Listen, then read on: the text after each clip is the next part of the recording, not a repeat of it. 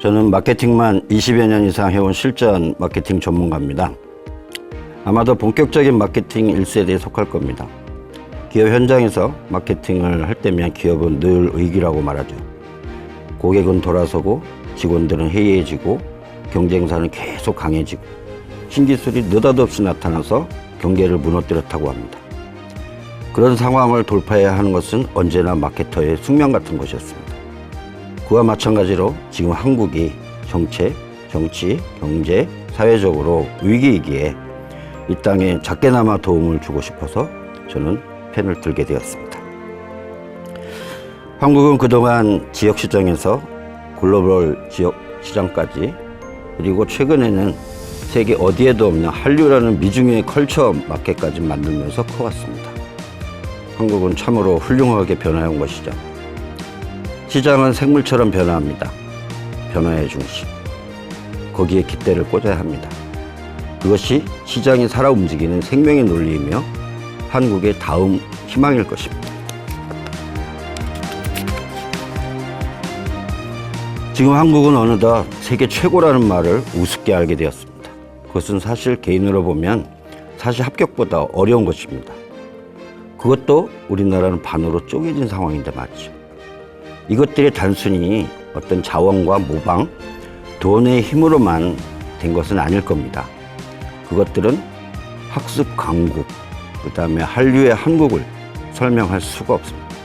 그래서 한국을 유럽 모델, 미국 모델과는 다른 제3의 성공 모델 국가로 바라보는 나라가 의외로 많습니다. 한국이 좋아하는 버락 오바마 전 대통령도 틈틈이 한국을 배우라고 말하는 이유가 바로 그것 때문입니다. 한국의 이런 기적 같은 성공 동력은 과연 무엇이었을까요? 지금 한국은 무슨 동력으로 살아야 할까요? 그리고 다음 한국은 어떤 힘으로 다시 성공 동력을 만들어 갈까요? 그리고 이 거대한 그림 안에서 개인, 사회, 기업, 국가는 과연 무엇을 해야 할까요?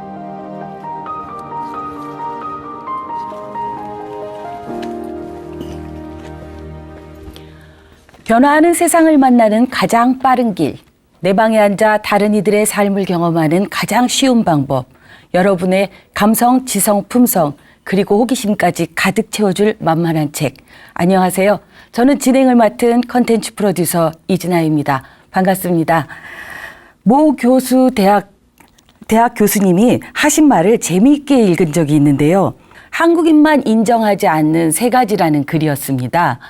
첫째는 한국은 세계 유일의 분단 국가이고 늘 전쟁이 일어날 것 같은 대치 상태인데도 불구하고 해외에서 볼 땐 매우 불안한데 한국인은 담담하고 위기의식을 느끼지 않는다라는 점이고요. 그리고 두 번째는 초강대국인 일본과 중국을 정말 가장 유일하게 무시하는 나라라는 점입니다. 이유를 그 나라 사람들 뒤에다가 놈자를 붙인다라는 걸 예로 들었습니다. 재미있죠? 세 번째는 한국인만 모두가 해외에서는 한국을 선진국이라고 인정하고 있는데 한국인만 한국을 선진국이라고 인정하지 않는다라는 점이었습니다. 이 세 가지 점을 원고를 읽으면서 왜 그럴까? 이제 대한민국은 명백히 선진국 대열에 들어섰는데도 불구하고 왜 한국인들은 한국이 선진국이라고 생각하지 않았을까라는 점에 대해서 한번 멈추고 이야기를 나누고 이쪽 전문가님을 모시고 한번 깊이 생각해 볼 수 있는 그런 시간을 가지려고 합니다. 저자님 어서 오세요. 황인선 저자님 소개시켜 드리겠습니다. 어서 오세요. 반갑습니다. 시청자 여러분께 인사 부탁드리겠습니다. 네, 안녕하세요. 짧게 말씀드리면 저는 이제 제일기획, 삼성그룹의 광고회사인 제일기획에서 사회생활 시작을 해서 12년 했고요. 그 다음에 KTNG가 민영화될 때 마케팅 기획부장과 미래팀장, 그 다음에 브랜드 부장으로 12년을 했습니다. 아마 여러분도 아시는 홍대 앞에 상상마당이라든지 뭐 서태지 상상체험단 이런 건 제가 기획을 했었고요. 그리고 아내에게 충실하고 싶어서 24년 정도 생활 마치고 자유롭게 생활하다가 춘천 마임축제 총감독 제안을 받아서 3년을 했습니다. 그리고 그 3년을 할 무렵에 또 서울시 산하기관인 서울혁신파크에서 제안이 와서 제가 대표 역할을 한 2년 했고요. 그다음에 올해는 그만두고 아주 운이 좋게도 제 나이가 좀 있는데 젊은이들이 하는 그 IT 기업에서 또 연구소장 제의가 와서 지금 이제 화상 솔루션이 굉장히 뜨고 있잖아요. 구름이라는 화상 그 회사에서 제가 지금 화상사회 연구소장을 맡고 있습니다. 네, 이상으로 예, 아마도 짧게. 대한민국 마케팅을 제일 적극적으로 많이 하셨던 분이 아닐까 하는 생각이 듭니다. 오늘 이 책을 읽어주신 구절에 대해서 간단히 설명을 한번 해주시겠어요? 네, 제가 사실 서문에서 골랐는데 왜냐하면 이 책에서 다루려고 하는 내용이 제가 서문에서 가장 압축적으로 담겨 있다고 생각을 하거든요. 네네. 제가 글 쓸 무렵이 2016년, 2017년인데 그때 상황은 좀 이따 더 말씀드리겠지만 그때는 정말 한국 어디로 가야 되는가에 대한 굉장히 좀 많은 국민들이 궁금해했었어요. 그래서 네네. 아, 이제 쓰게 된 거고 그 내용이 좀 핵심적으로 압축된 게 그 구절이 아닌가 싶습니다. 네. 사회학적 관점의 제언들도 많이 들어있는 책이라 마케터로서는 네. 이 책을 쓴다라는 게 네. 살짝 주춤하실 수 있는 부분이었을 수 있는데 책을 쓰시게 된 동기는 뭐 저희 세대가 어차피 제가 국문학을 전공했지만 사회학은 기본적으로 하고 있는데요. 사실은 그럼에도 불구하고 마케팅을 20여 년 한 저에게 그 책을 써보자고 제안하신 분이 있었어요. 네. 이제 너무 무리였고 지금같이 이제 복잡한 세상에서 과연 어떤 교수라도 또 어떤 석학이라도 이 주제를 다룰 수 있을까 사실 겁나더라고요. 근데 이분은 뭘 믿으시고 저보고 이걸 쓰라고 그러는지 그래서 제가 2달을 못 쓰겠다고 버텼습니다. 근데 결국은 이제 그분께서 한국이 산업화 정보화 시대를 넘어오면서 그 어쨌든 핵심이 있지 않았냐. 그러니까 한번 학자적 시각에 말고 늘 의기를 달고 사는 그 마케트 시각으로 써보는 것도 네, 국민들한테 도움이 되겠다. 그 말에 제가 솔깃해가지고 참 겁없이 쓰기 시작했습니다. 의미 있는 작업을 하신 거네요. 네, 저도 공부 많이 했습니다. 더 많이 진지하게 뒤를 돌아볼 수 있는 기회도 되셨을 것 같고요. 이렇게 피를 갈아 넣어서 열심히 쓰신 이 원고에 대해서 오늘 강의 부탁드리겠습니다. 네, 알겠습니다. 네. 예, 이제부터 제 책에 대해서 좀 키워드 3개를 중심으로 말씀을 드리도록 하겠습니다. 여러분께서는 좀 재밌으셔야 됩니다. 그래서 좀 해주시고요. 이 책의 이제 주제를 제가 3개를 잡았는데요. 첫 번째는 이제 나를 브랜드로 만드는 깊은 공부력이에요. 참 제목이 그렇죠. 네. 우리 한국인의 특징은 공부라고 생각을 합니다. 그래서 우리 어릴 때부터 한번 생각해 보면 이제 어린이가 호기심이 사실 굉장히 많다는 건 다 알고 있어요. 뭐 엄마 나 어디서 났어? 이런 거. 아빠 새는 죽으면 하늘에 묻는 거야? 이런 뭐 너무나 멋진 질문까지 늘 그런 질문을 많이 해요. 그다음에 이제 우리 장인들도 늘 공부를 많이 합니다. 예를 들어서 이미 한 500년 전에 장영실 같은 분은 흐르는 시간을 어떻게 하면 정확하게 표시할 수 있을까? 또 그 2016년, 17년 무렵에 어떤 헤어 디자이너의 기사를 보니까 그분은 헤어를 어떻게 하면 탄력 있게 잘라야 될까? 그걸 갖고 고민을 10년을 하신 거예요. 그래서 그분이 엄청난 이제 인기를 얻게 됐죠. 이런 이제 공부인데 우리 참 공부하려면 별로 하고 싶지 않죠. 근데 공이라는 것이 사실 희한한 한자예요. 저는 우리 처음에 한글인 줄 알았습니다. 공부라는 말이. 근데 이제 공부란 말은 한자를 찾으면 저 장인 공자인데요. 저거는 사실은 상형 문자입니다. 그래서 저 그림에 있는 것처럼 보면은 왼쪽에 이제 여화가 자를 들고 있죠. 그다음에 오른쪽은 뭐 동양 사례는 아니지만 그리스에서도 저런 그 자나 뭐 이런 걸 들고서 하는 거예요. 그러니까 기본적으로 공부의 공이라는 것은 사실은 무언가를 재고 만드는 거거든요. 근데 우리는 자꾸 외우는 걸로 알고 있죠. 그다음에 이제 제가 그 자기 브랜드를 만들려고 했는데 이 브랜드는 이제 앞으로 AI 시대가 온다고 그러잖아요. 그러면 뭐 AI 시대는 사실 뭐겠어요? 누군가에 의해서 세팅이 되는 거죠. 그래서 AI는 브랜드가 없습니다. 예. 그래서 그 시대를 우리가 넘어가려면 자기를 위해서도 좀 자기 브랜드를 만드는 깊은 공부가 필요하겠다라는 거를 이제 저는 그 책에서 제시를 하고 있고요. 한번 살펴볼까요?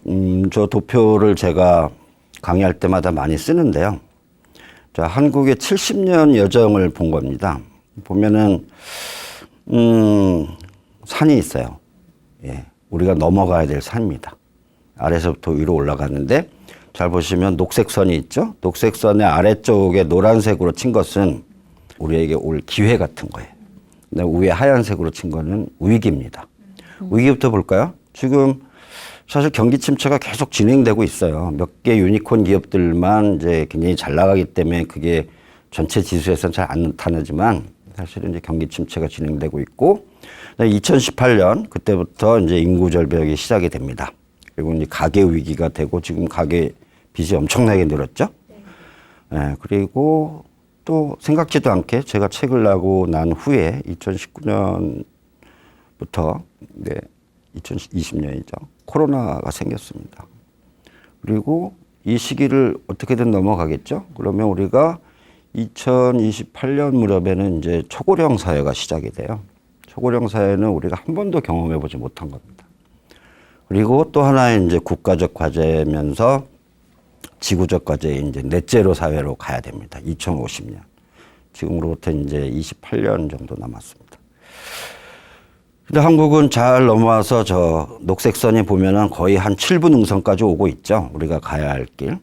그다음에 좀 아래쪽으로는 이제 좀 우리가 기회화할 수 있는 게 이제 혼족 사회인데 혼족 사회가 꼭 부정적으로 볼 필요만은 없어요. 어떻게 보면 개인들에게는 새로운 기회가 오는 거고 또 하위 문화라는 건 이제 서브컬처에서 한국이 굉장히 문화가 다양해지고 있습니다. 예전에 뭐 바이크 타고 다니는 사람들이 있었을까요? 그런 거 없죠. 예. 그다음에 이제 공유 경제가 오고 1인 경제가 오고 그다음에 플랫폼 경제가 옵니다. 한 번도 경험해보지 못한 건데 오히려 능력이 있는 개인, 깨어있는 개인, 깡을 가진 개인들한테는 굉장히 기회가 올 수도 있는 시간들이에요. 그리고 이제 모두가 주목하고 있는 MZ세대가 이제 주역이 되는 벌써 일부는 주역이 됐지만 주역이 되는 세대로 등장을 할 거고요. 그리고 여러분들도 최근에 SNS 보시면 부쩍 메타버스에 주목하는 글들이 많이 나오고 있는 걸 보실 거예요. 메타버스에서도 이제 중요한 게 가상현실하고 이제 화상사회 이 문제가 있고 여기에 우리가 어떻게 대응할 것인가. 그 다음에 이제 ESG 경영이라는 것이 또 대두되고 있습니다. 이런 시기를 우리가 한번 가열차게 넘어가면 2025년은 드디어 인구절벽이 끝나고 명실공히 세대교체가 일어납니다. 그리고 지금 속도로 가면 AI 사회가 곧바로 들어옵니다. 이런 상황에서 과연 기존에 독종으로 살아온 제가 이 도표에서 보면은 경기 침체라고 저 도표 녹색 도표 한번 봐주세요. 경기 침체라고 처음에 있죠. 여기까지는 굉장히 가파르게 저희가 성장을 해왔습니다. 여기까지는 독종으로 살아온 거예요. 세계 어디에도 없는 이런 독종으로 살아오면서 여기까지 왔는데 이 다음부터는 쉽지 않습니다. 그래서 대안으로 제시하는 것이 이제 꿈을 꾸는 이제 독종이 필요한 게 아닌가. 그러려면 자기만의 공부를 해라. 셀카 열심히 찍는다고 공부가 많이 되는 건 아니다. 이런 얘기를 하고 있습니다. 어떻게 보면 부담되고 듣기 싫은 소리지만 저렇게 가야 한다고 저는 생각합니다. 두 번째 키워드로 제가 뽑은 것은 공부력으로 했으니까 조금 재미나게 피자와 제페토인데요. 융합 얘기하려는 거예요. 융합이라는 것은 이제 뭐 컨버전스란 말로도 쓰고 그래서 컨버전스는 A와 B가 합쳐서 AB가 되는 게 아니고 제3의 것, 즉 C로 되는 겁니다. 이것은 굉장히 중요한 거죠. 우리는 커오면서 합치는 것만 배웠지 녹여가지고 새로운 걸 만드는 걸 별로 배우질 못했어요. 앞으로 이제 꿈꾸는 독종은 그런 게 필요한 거죠. 유발 하라리가 쓴 사피엔스나 이런 호모데우스 같은 데 보면 전 생명의 종 중에서 사피엔스만이 유연한 대규모 협력이 가능했다고. 그래서 인류가 이 지구를 지배하게 됐다고 얘기를 하거든요. 그래서 어떤 대규모 협력이 가능하려면 또 융합을 해야 된다는 거예요. 그래서 우리 사례를 많이 볼 수 있죠. 스마트폰, 뭐 자율주행차, 플랫폼 이런 것들은 다 융합을 통해서 만들어낸 기술적 성과들입니다. 그다음에 이제 문화 쪽에서도 보면은 문화와 마케팅의 결합으로 새로운 형태들이 나타나고 있고, 예, 그다음에 이제 예술과 마을을 결합하고, 그다음에 리버와 마켓, 저 양평에 가면 굉장히 유명한 리버 마켓이 있죠. 그다음에 젠틀과 몬스터, 서로 어울리지 않는 말이에요. 근데 이 젠틀 몬스터라는 브랜드는 이걸 통해서 선글라스 업계를 완전히 바꿔놨어요. 이런 것들이 이제 그 융합의 힘인데요. 조금 제가 이 독종이란 말이 센 것 같아서 좀 시적인 표현을 쓰려고 시를 좀 따왔습니다. 저기 이제 새벽밥이라고 김승희 시인데요. 예, 저기 칼라 표기가 빠져 있지만 세 번째 줄에 보면 하얀 별들이 밥이 되어라는 말이 있습니다. 별과 밥이 서로 으스러져라 껴안고 있는 거예요. 예. 그렇게 사랑이 익어가고 있다. 어떻게 보면 이 시에서도 말하는 어떤 서로 너무나 다른 이 요소들이 결합을 하면서 사랑이란 제 시를 만들어내는 이런 것들도 우리가 사실은 융합이 만들어내는 그 아름다운 힘이라고 할 수 있고요. 그다음에 스티브 잡스는 너무나 많이 인용되긴 하지만 그분 얘기를 안 할 수가 없죠. 이 창조성이라는 것은 결국 사물들을 연결하는 거다라는 거죠. 예, 저도 현장에서 많이 뛰어보지만 저 융합을 하는 데서 사실 굉장한 힘이 나오거든요. 네. 그래서 이제 사진도 한번 제시해 보려고 합니다. 피자가 뭐예요? 사실 밀가루 도우 위에다가 사실 이제 다양한 토핑을 하는 거죠. 한국은 빈대떡으로다가 토핑을 합니다. 사실 저희가 기름을 쳐서 그렇지, 이렇게 구우면 저희도 굉장히 다양한 세상의 모든 소재들을 다 토핑으로 올릴 수 있어요. 저기에 제가 그 음식에서 보는 어떤 융합의 힘. 피자는 어린애도 좋아하고, 어른들도 좋아하고, 남자도 좋아하고, 여자도 좋아하고, 술 마실 때도 안주로 먹고, 식사로도 먹고. 네, 굉장히 도움이 되는 거죠. 그 다음에 제가 뭐 들어가 보진 않았지만, 이제 메타버스에 이제 그 제페토하고 미국의 로블록스라는 게 되게 유명한 이제 가상현실인데, 이거는 가상과 현실이 융합된 사례예요. 그 안에서는 굉장히 많은 것들이 일어날 수 있죠. 거기다 우리 집을 지을 수도 있고, 내가 사랑하는 사람을 만들 수도 있고, 요즘 MZ세들이 좋아하는 본캐와 부캐가 저기서 같이 공존할 수가 있는 겁니다. 제가 주변에서 보니까 50대 좀 넘어가시는 분들이 저 세계에 대해서 굉장히 부정적이거나 회의적으로 말씀하시는 분들이 있는데 그럴 필요는 없을 것 같습니다. 사실 들어가면 되게 재밌을 것 같고요. 저런 새로운 융합의 세계가 오고 사실 많은 전문가들이 앞으로 우리가 살아갈 길은 어떤 융합과 증강의 방법밖에 없다. AI를 배척하지 말고 AI와 인간이 같이 증강할 수 있는 방법은 없느냐. 이제 이런 것들을 많이 물어보고 있거든요. 자, 그 다음에 세 번째입니다. 좀 뜻밖이죠. 마더십 소사이어티. 저 같으면 저를 딱 보면 아마 여러분은 제가 데디십을 말할 것 같지 않습니까? 예, 뭐 워낙 제가 좀 그런 세대에서 크긴 했지만 살아오면서 한국은 좀 마더십, 어머니 같은 사회 리더나 사회 문화가 필요하지 않을까라는 생각을 많이 합니다. 독종의 사회는 사실 이제 남성 중심이고 좀 권위적이고 좀 배타적일 수밖에 없었어요. 능력이 떨어지면 배척해버리고 조금 다르면 너 아니야 뭐 이런 식으로 얘기하고. 근데 사실 따져보면 한국은 제가 이 TV를 보시는 우리 여성 시청자분들한테 이렇게 아부하려고 하는 게 아니라 이 옛날 소선어부터 한국은 여성의 힘이 굉장히 강했던 나라입니다. 예? 근데 그 여성의 힘을 우리가 어떻게 끌어와야 될지 몰랐는데 저는 제 책에서 여성의 힘을 다시 보고 저는 우먼십을 얘기하는 건 아니에요. 마더십. 엄마와 여성은 조금 다르죠. 예. 그래서 그 새로운 좀 마더십으로 그동안이 좀 아버지십이었다면 좀 새로운 사회를 위해서는 이 마더십이 좀 필요하지 않을까라고 이제 책의 말미에 대안으로 이제 제시를 하고 있는데, 이제 마더십이 뭘까요? 제가 허난설원이라는 시인을 읽다 보니까 저렇게 불쌍한 경우가 있나. 어떻게 보면 한류의 원조라고도 할 수 있는 사람인데 일본하고 중국의 그 시명을 떨궜던, 정말 떨쳤던 분이거든요. 근데 이분이 굉장히 젊은 나이에 돌아가셨어요. 세계의 한을 안고. 그 한이, 저게 이제 시인데요. 그 세계의 한이 뭐냐면, 나는 왜 하필 조선에 태어났나. 예? 아까 한국인만 인정하지 않는 세 가지 우리 사회자님 말씀하셨는데, 나는 왜 조선에 태어났냐. 그리고 왜 하필 여자로 태어났냐. 그리고 왜 하필 나는 북인 가족에 태어났냐.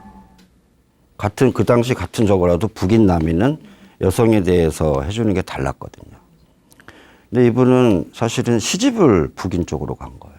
거기는 허난설을 인정하지 않았거든요.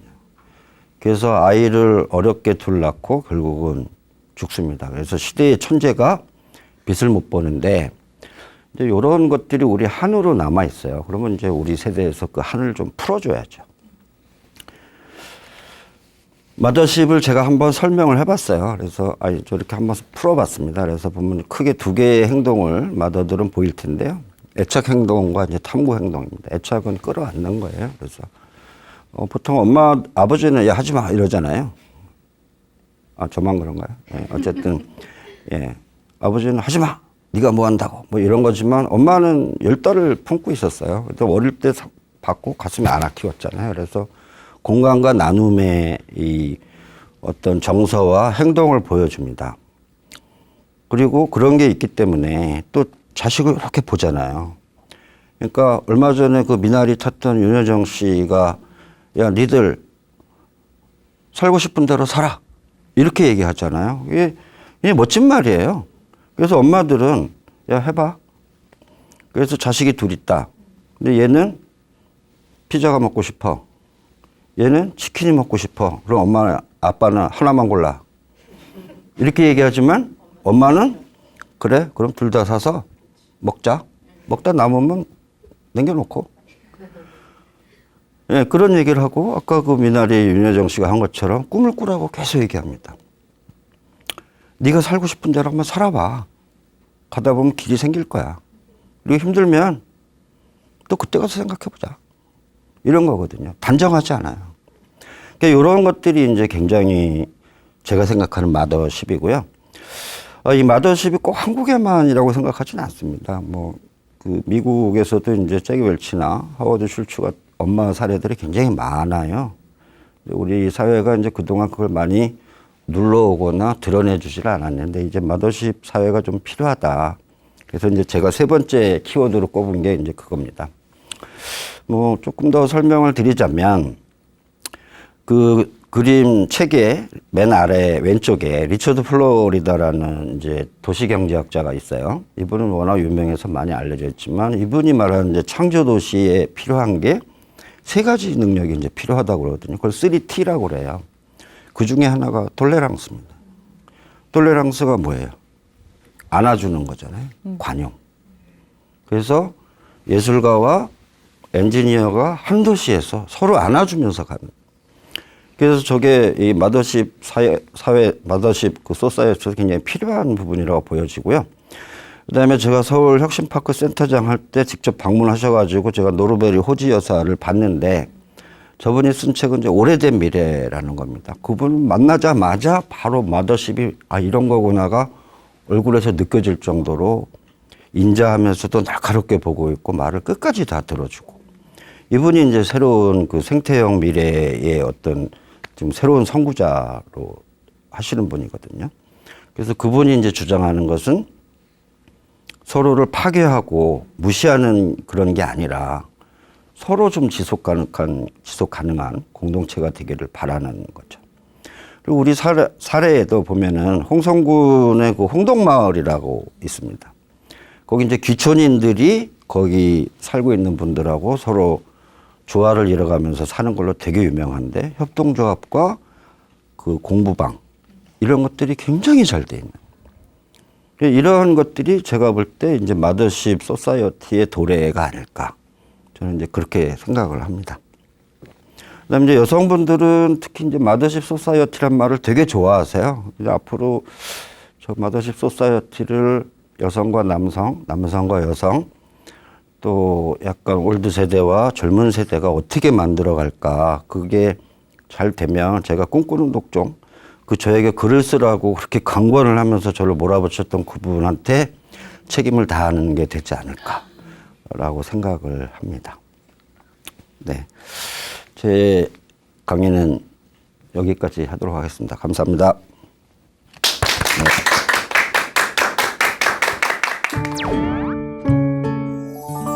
강의 너무 잘 들었습니다. 네, 감사합니다. 네네.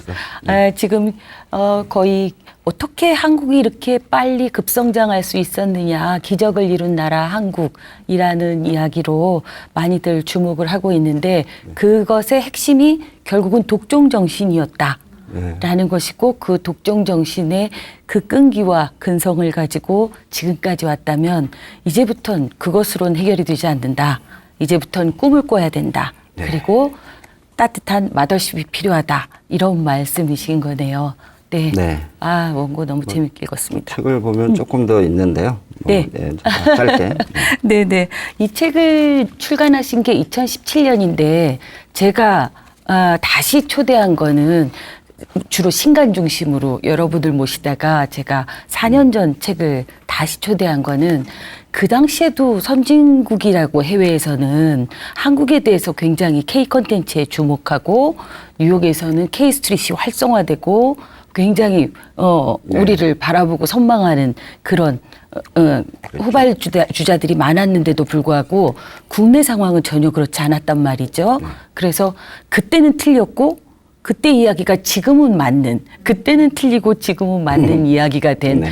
예, 그러나 이것에 대한 해석은 또 다를 수 있겠다. 우리가 한 번은 한국인이라는 정체성에 대해서 한번 이야기를 나눠봐야 되지 않겠나라는 생각으로 다시 모시게 됐습니다. 네. 예, 그때와 지금은 그때와 지금은 어떻게 틀린가요?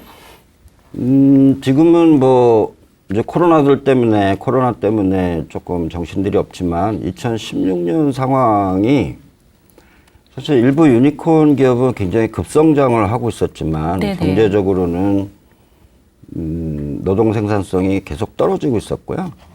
그리고 특히 이제 젊은 층들 취업이 잘 안 돼서 뭐 M4 세대니 뭐 88만 원 세대니 이런 얘기들이 사회에 담론을 주로 이뤘었고 그렇죠. 막 이민 가겠다고 네, 하고. 그렇죠. 뭐 엑소더스 코리아 얘기가 자연스럽게 나오고 예.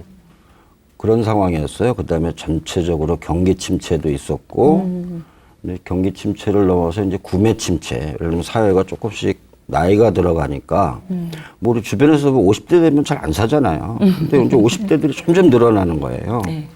이런 데다 보니까 이제 젊은 친구들이 이제 꿈을 잃어버리고 정치적으로도 상황은 조금 안 좋았고 그러다 보니까 이제 그때 그 분께서도 대한민국 골든타임이라는 용어를 쓰셨거든요. 네. 네. 그러면서 이제 저보고 써보라고 한 거는 신의 한 수였다고 생각이 됩니다. 그래서 대한민국 골든타임을 놓칠 것만 같은 한국인들이 너무 주저하고 있고 한국인을 인정하지 않고 있다라는 그 문제의식 때문에 그분은 예, 선생님한테 책을 써달라고 부탁을 드렸던 것 같네요. 네. 네. 책에 보면 한국이 선진국이냐라는 질문이 나오는데 금년 7월 2일이죠. 7월 2일 웅크타드인가요? 네. 에서 한국을 이제 후진국이 아닌 선진국이다라고 다시 변경 발표를 했는데요. 그렇죠? 네. 그렇다면 이렇게 한국이 선진국이냐 아니냐, 한국이 살만하냐 못 살만하냐 이것에 대한 도대체 기준은 뭐냐라는 생각이 드는데요. 선진국의 정의가 어떻게 되나요?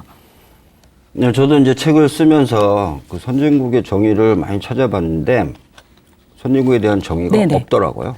아, 그래요? 네, 원래 없습니다. 선진국이라는 것은 통상적으로 지금 이 세계에 한 260개국 정도가 있는데 그 중에 이제 10% 정도에 들어가는 네, 네. 주로 이제 경제 규모죠. 경제 규모나 이걸로 10% 정도 들어가면 그냥 선진국 대우해준다. 네, 네. 이 정도 외에는 별로 정의가 없어요. 강대국의 네. 정의가 뭐냐? 그랬을 때 강대국의 정의가 없는 거와 똑같고 우리끼리 만든 프레임이 있었던 거예요. 우리 한국인들이. 네. 우리는 개도국이야. 지원받으니까, 원조받으니까. 그런데 뭐 사실은 여러 학자들 중에 뭐 개별적으로 정의한 건 있습니다. 뭐 정직이 시스템으로만 정착된 나라가 선진국이다. 멋진 얘기지만 완전 마음에 드는데요. 네, 그렇지만 그런 나라가 어디 있습니까? 미국은 그런가요? 미국은 정직이 시스템이 됐나요? 그런 걸로 따져보면 아니고요. 그래서 통상적으로 이제 상위 10% 국가, 네. 그다음에 이제 뭐 문맹 정도나 경제 규모 또는 그 어떤 인프라 네. 이런 것들을 종합적으로 봤을 때 이제 하는 건데 그거를 한국인들이 인정하지 않은 거고 왜냐하면 우리 스스로는 왜냐하면 너무 급작스럽게 여기까지 왔거든요. 그러니까 네네. 이 시차 적응이 안 되는 거예요. 근데 운크타드 그 유엔 네. 무역개발 회의에서 뒤늦게 이제 인정해 버렸잖아요. 네, 네. 그렇죠. 좀 약간 늦은 감은 있지만 지금 한국은 누가 뭐래도 선진국입니다. 한국을 쳐다보는 나라가 얼마나 많은데요. 그러면 이제 우리 역할도 달라져야 되고 네네. 국제사회에서 또 우리도 조금 생각하는 게 달라야 됩니다. 그러니까 그 기적을 이룬 나라, 뭐 꿈을 이룬 나라 네네. 발음이 좀 그렇긴 한데 영국 이코노미스트 기자가 쓴 거 보면은 왜 한국은 선진국임에도 본인들은 이렇게 불행하다고 생각할까? 그건 왜냐하면 늘 전 분야에서 네. 세계 1등만 쳐다보기 때문에. 아, 예를 들면 교통 시스템이 어디가 제일 잘 돼 있냐? 그러면 세계 1등만 봐요. 그다음에 언론 자유화가 어디가 제일 잘 돼 있냐? 1등만 봐요. 복지 어디가 제일 잘 돼 있냐? 그러니까 맨날 못난 거예요, 걔네들보다. 상대적으로 불행하고. 근데 자기가 사는 영국만 해도 벌써 100년 동안 선진국이었지만 한국보다 못하는 거 엄청 많다. 근데 이걸 인정하지 않으니까 기적은 이뤘는데 꿈을 잃게 된다. 그러니까 좀 한국인에 대해서 자부심을 가져라라는 얘기를 하는 거거든요. 네, 네. 좀 못하면 못하는 대로 인정해라. 뭐 다 잘할 수는 없다. 행복하지 않은 이유를 경쟁하지 말라라는 얘기에서 많이 찾는데 그 말씀 들으니까는 갑자기 그랬겠다라는 생각이 들면서 무릎을 치게 되는 면이 있네요. 1인당 국민소득 3만 달러 그리고 인구 5천만 정도의 조건을 구비하면은 3050라는 클럽에 가입이 되게 되는데 3050 클럽은 전 세계적인 건데요. 7개국만 가입이 돼 있습니다. G7 국가라고 얘기할 수도 있겠죠. 미국, 영국, 프랑스, 독일, 이탈리아, 일본 그리고 한국이 지금 그 네. 뒤에 랭킹이 됐습니다. 그런데 재밌는 게 여기서 이 7개 국 중에 6개 나라는 모두가 다 식민 지배를 했던 나라라는 겁니다. 제국주의화 됐었고 어느 시점엔 강탈을 해서 성장할 수밖에 없는 조건들을 갖고 있었고 우리같이 뺏기고 힘들었던 식민지까지 겪었던 나라가 G7에 들어가 있다라는 거는 매우 다른 걸 시사한다라고 생각합니다. 이 지점에 대해서 그 비결이 뭐였다라고 생각하세요? 네. 전부 잊으셨을까봐 제가 말씀드리면 네. 저는 사회학자가 아니고 마케터거든요. 네네. 네, 그래서 마케터의 시각으로 보면 네네. 한국은 일단 지정학적으로 대륙 세력하고 해양 세력 사이에 끼어 있어요. 네네. 그렇죠. 지정학. 그것만 해도 힘든데 전 세계 4대 강국이 우리 주변에 있습니다. 하필이면. 나라도 우리가 제일 작아요. 네. 그러니까 한국인은 어떻게 해야 될까요? 깨어 있어야 되겠죠. 안 그러면 속국이 되는 겁니다. 네네. 근데 이제 기후로 보면 또 우리가 사계절이 뚜렷해요. 그렇죠. 이렇게 이제 5,000년 정도 살다 보면 유전자가 만들어지는데 유전자는 뭐예요? 봄이 되면 여름을 준비해야 되고 여름이 되면 가을에 수확할 꿈을 꿔야 되고 그 다음에 수확을 하고 나서 한바탕 놀고 나면 추운 다시. 겨울을 준비해야 되고 그럼 거기서 또 긴장하면서 살다가 다시 봄에 대한 꿈을 꾸고 네. 그래서 1년 내내 늘 뭔가 생각하고 준비를 해야 돼요. 그래서 한국인이 부지런할 수밖에 없습니다. 그럼 이제 이런 반론이 나와요. 한국만 사계절이 있냐? 아니죠. 앞에 얘기한 것처럼 한국은 그 중에서도 4대 강국에 둘러싸여져 있어요. 네. 등살에 그러니까 두 개의 조건이 한국인은 정말 열심히 살아야 될 수밖에 없고요. 그 다음에 이거는 저도 설명할 수는 없지만 왜 우리는 고구려 신라시대 때부터 그렇게 교육을 열심히 했을까? 꼭 조선시대의 그 성리학만 열심히 한 건 아니거든요. 네. 유리없이 한국인들은 일찍부터 교육을 시켰어요. 그래서 이러한 외부적 조건과 지정학적 조건, 그다음에 기후, 거기에 어떤 그 공부를 해왔던 어떤 공부력? 그 습관, 습관? 이런 것들, 거기다가 이제 전쟁이 많고, 그다음에 우리는 종교 논쟁은 없지만 어떤 정권에 의해서 서로를 이렇게 배척하고 죽이는 이런 당쟁이라든지 네. 이런 게 많다 보니까 늘 긴장할 수밖에 없는 저는 그런 뭐 경쟁이라는 거나 위기가 지금 우리 한국이 그 70년 동안 있었던 거라고는 생각하지 않아요. 이제 그런 모든 것들이 이제 응축이 돼서 세계가 또 우리 주변에 4대 강국이 있다 보니까 네. 또 우리가 주고받는 게 있습니다. 만약에 우리가 아프리카에 있었다면 그런 긴장감을 못 누렸을 테고 주변에서 오는 에너지도 못 받았을 거예요. 네네. 근데 우리는 대륙의 문명도 받아들이고 해양 것도 받아들이고 덕분에 힘들었지만 그래서 늘 경쟁에 시달린다고 하지만 그렇기 때문에 제가 볼 때 이렇게 빠르게 성장한 게 아닌가 뭐 이렇게 그러네요. 생각을 합니다. 아니 뭐 거짓 말씀드리면 전 마케터라서 정답인지는 모르겠는데요. 뭔가 당쟁이 있을 수도 있고 정치적으로 그럴 수도 있지만 그것 자체가 저는 뭔가 반도 국가에서 열린 국토형을 갖고 네. 있고 그렇게 투쟁할 수 있고 정쟁을 나눌 수 있다라는 것이 열린 사회가 아니었을까 하는 생각도 들고 역으로는 그게 성장의 비결이 토대가 네. 될 수도 있다라는 생각도 들고 저는 개인적으로는 우리나라 사람들은 굉장히 열정적이고 밝고 긍정적인 편이다라는 생각을 긍정적인가요, 제가? 하고 있었는데 이 점도 한 뭔가 그 보탬이 되지 않았을까? 회복 탄력성에 가장 좋은 예. 예. 멋진 말씀 하셨는데요. 회복 탄력성이란 말이 이제 우리가 사회학이나 심리학에서 쓰는 용어라면 이제 종교인류학에서는 이제 탄생과 죽음이라는 네네. 걸 쓰거든요. 한국 사람들은 숱한 세월을 계기적으로 죽었어요. 사실 나라가 뺏기기도 하고 그렇죠. 이건 역사적인 측면이고요. 그다음에 아까 말한 계절. 가을까지 가고, 살다가 오고. 겨울 되면 죽는 거예요. 근데 또 봄이 온다는 걸 알아요.